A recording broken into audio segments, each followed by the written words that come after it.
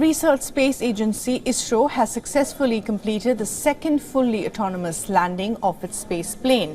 The space plane is a unique vehicle. It is meant to be launched into space atop a rocket, where it can steer itself in space and perform experiments autonomously.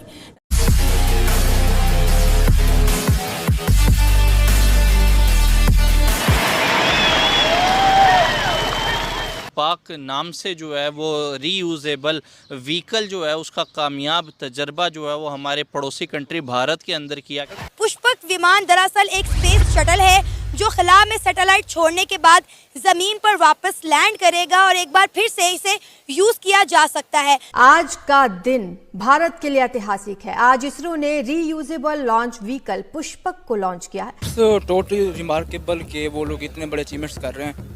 Means कि उन्होंने चंद्रयान भेजा और वो एक ऐसा mission था जहां पे आज तक कोई नहीं पहुंच पाया।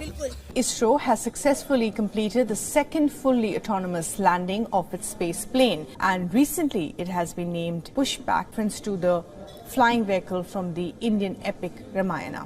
तो इंडियन लोग ना आप कह सकते हो कि बड़े जुगाड़ी होते हैं, बहुत जुगाड़ लगा लेते हैं। प्लेटफॉर्म के जरिए एटलीस्ट मैं तो मुबारकबाद देना चाहूँगा इंडिया को, उनकी हुकूमत को, ISRO को। जैसे ही नरेंद्र मोदी की हुकूमत आई है वहाँ पर बेतहाशा इन्वेस्टमेंट हो रही है और आपको स्पेस प्रोजेक्ट्स में भी इंडिया एक बूम पकड़ता दिखाई देता है, ना सिर्फ यहाँ बल्कि वेपन इंडस्ट्री में भी। इसरो ने अपने रीयूजेबल लॉन्च व्हीकल की लैंडिंग का सफल परीक्षण किया है। इसका नाम पुष्पक है। महंगाई का कितना बोझ बढ़ेगा, मुल्क की मईशत जो उभरेगी या फिर इसका रिवर्स गियर लगने का सिलसिला जारी रहेगा। वज़ीर आज़म कह रहे थे मैं अपने कपड़े बेच दूंगा, उनके कपड़े बिक गए लेकिन आटा सस्ता नहीं हुआ। कंट्री है वो ओवरऑल जो है ना मेहनत कर रही है और हर फील्ड में वो आगे जा रहे हैं और स्पेस में भी जो है ना उन्होंने बड़े बड़े ममालिक को जो है ना टक्कर दी है। इलॉन मस्क ने बेसिकली पहले मरतबा ये मॉडल दिया था और वो काफ़ी परफेक्ट भी रहा है। ठीक है, अगर इंडिया उस टेक्नोलॉजी को कह सकते हैं कि कॉपी कर रहा है, ये जेरोक्स बनाने की कोशिश कर रहा है तो अच्छी बात है। कोई मयार ही नहीं यार, वो कदम कदम पे हराम भी नहीं खाते, वो मिलावट भी नहीं करते, उनकी नकाली कर रहे हैं। पुष्पक विमान खला के अंदर जो है दूसरे ममालिक की जासूसी करने के भी काम आ सकता है और इसी के साथ साथ वक्त पड़ने पर दुश्मन ममालिक की सैटेलाइट को तबाह भी कर सकता है। शोबे की अगर बात कर लें, आपके शोबे में भारत कहाँ स्टैंड कर रहा है?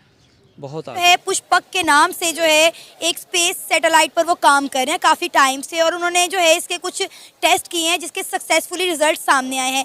ये एक स्पेस शटल है जो कि स्पेस में जाएगी, सैटेलाइट को लॉन्च करेगी और ज़मीन पर वापस लैंड करेगी। आपको पता है इससे पहले जितनी भी सैटेलाइट रॉकेट के ज़रिए लॉन्च की जाती हैं, रॉकेट जो है वो वापस नहीं आता, खला में तबाह हो जाता है या कहीं और समंदर वगैरह पर गिर जाता है। लेकिन ये जो स्पेस शटल इंडिया की जानिब से बनाई जा रही है, इसरो की जानिब से, ये खला में जाएगी, वहाँ पर सैटेलाइट लॉन्च करने के बाद दोबारा ज़मीन पर लैंड करेगी। इसके कुछ टेस्ट किए गए हैं लेकिन वो जो टेस्ट हैं वो सक्सेसफुल हुए हैं। क्या कहेंगे हमारा हमसाया मुल्क भारत साइंस एंड टेक्नोलॉजी में कहाँ पर खड़ा है और हम कहाँ पर आज खड़े हैं?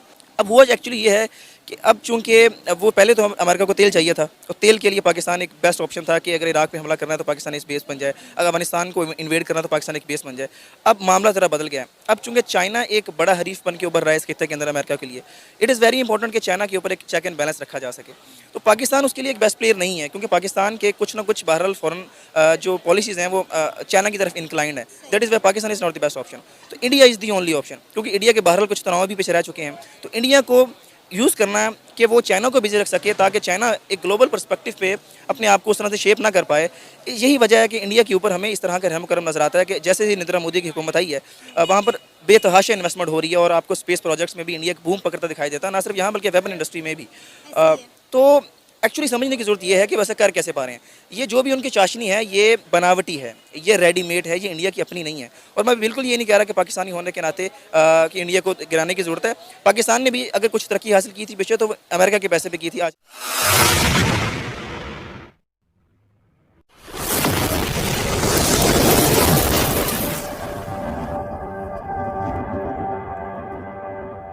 आज इंडिया वो कर रहा है।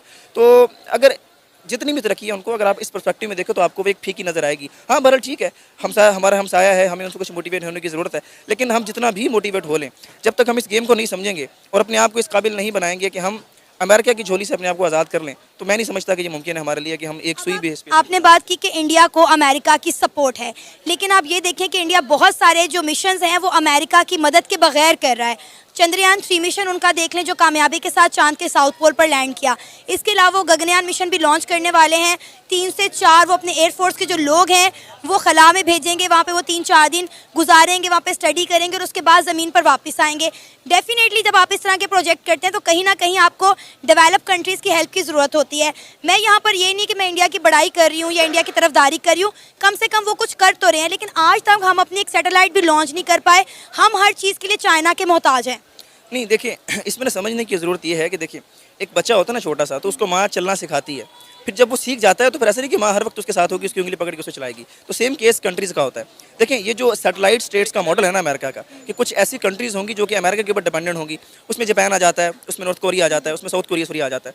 ये कंट्रीज़ तो कम्प्लीटली डिपेंडेंट है, जिनकी मिलिट्री को भी अमेरिका ने ऑन किया। लेकिन उसके बाद कुछ ग्रे एरियाज़ भी हैं कि कुछ ऐसे कंट्रीज़ हैं जाके फॉर एग्जाम्पल कभी पाकिस्तान था, आज इंडिया है, जिनकी इकॉनमी को अमेरिका जो बूम करने की कोशिश करता है और उनको स्टेबलाइज करने की कोशिश करता है।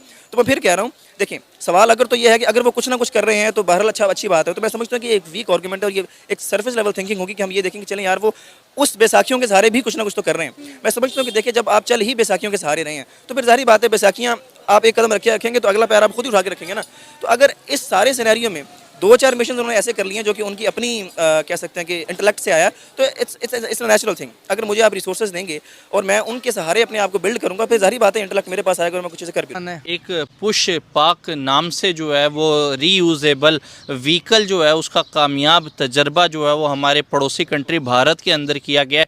अगर मैं स्पेस प्रोग्राम के हवाले से बात करूं, अगर मैं रीयूजेबल रॉकेट्स की बात करूं, क्या लगता है कि पड़ोसी कंट्री भारत कितना आगे निकल गया इन तमाम शोबों के अंदर? देखें ब्रदर, वो आपके सारी क्या नाम है, जितने भी हमारे मुल्क में जितने भी ये लोग हैं पढ़े लिखे, ये इस चीज़ को एग्री करते हैं कि वो भारत वाले जो से ना वो उनमें काबिलियत भी है।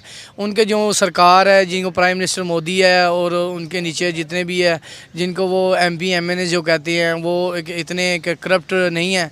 वो उनका जो मोस्टली फोकस है अपने मुल्क की तरक्की की तरफ है। देखें उन्होंने अपने मुल्क में अपना आईफोन के भी उन्होंने ब्रांचें ओपन कर ली हुई हैं।